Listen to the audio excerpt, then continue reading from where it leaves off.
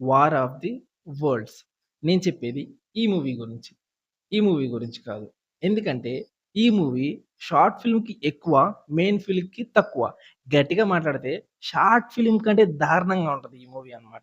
ఈ మూవీ గాదు. ఈ మూవీ మీరు చూడాల్సింది. నేను చెప్పేది కూడా ఇప్పుడు ఈ మూవీ గురించి. నేను చెప్పబోయే మూవీలో మన 'Tom cruise' hero. 'Steven Spielberg' ఈయన డైరెక్టర్. ఇంకా మూవీ ప్లాట్ విషయానికొస్తే ఏముంది చెప్పండి? సేవ్ ద వరల్డ్ కాన్సెప్ట్ అన్నమాట. భూమి మీదకి ఏలియన్స్ వస్తాయి. అవి అటాక్ చేస్తా ఉంటాయి. భూమిని ఆక్రమించుకోవాలని చూస్తాయి. మనుషులు ఏం చేయాలి? తిరిగి అటాక్ చేయాలి. వాటి నుంచి కాపాడుకోవాలనమాట.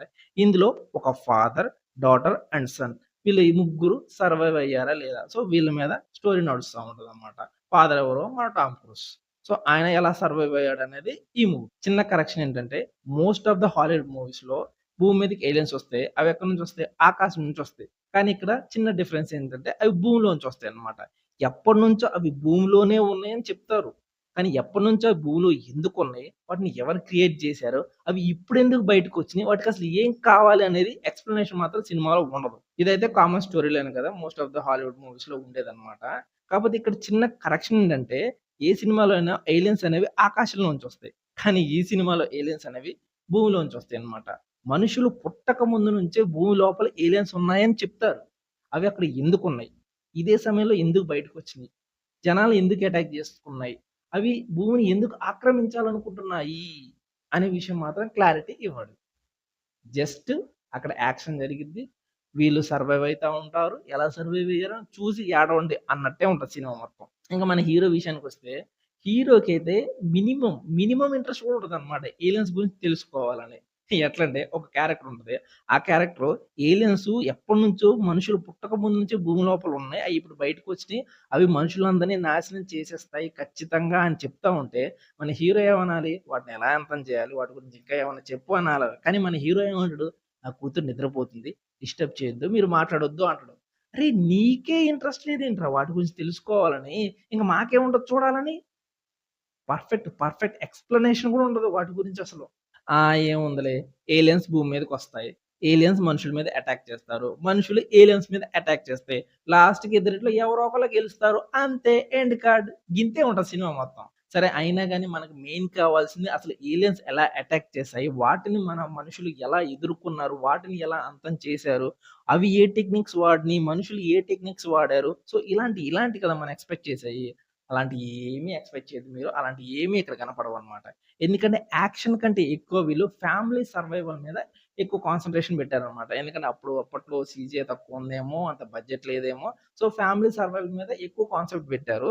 కానీ సీజీఐ మాత్రం సూపర్ బావుంది. కాకపోతే యాక్షన్ సీక్వెన్సెస్ అనేవి అంత ఎక్కువగా లేవనమాట.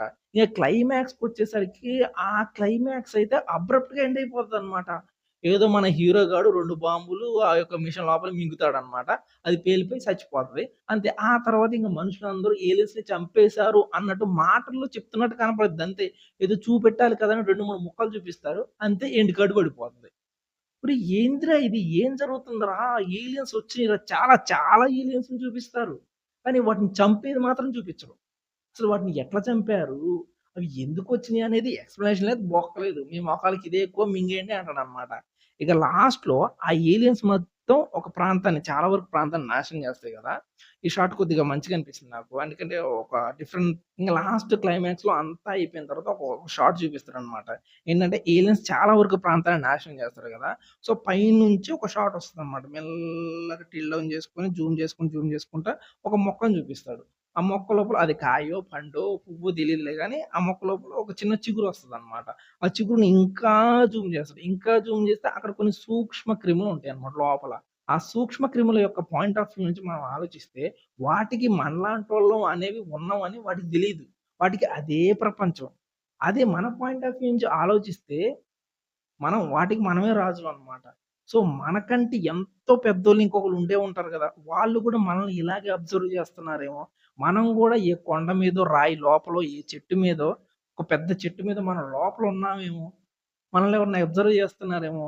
ఇలాంటి థాట్ వచ్చిందనమాట నాకు. హ్మ్. అది మ్యాటర్. సినిమా అయితే బోర్ కొట్టదు. మంచి ఫ్యామిలీ వాచ్ అనమాట.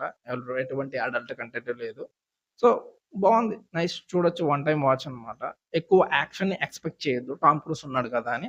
సో, అంత యాక్షన్ లేదు. జస్ట్ నార్మల్‌గా బ్రీజీగా మంచిగుంటదనమాట. చూడండి. ట్రై చేయండి కుదిరితే.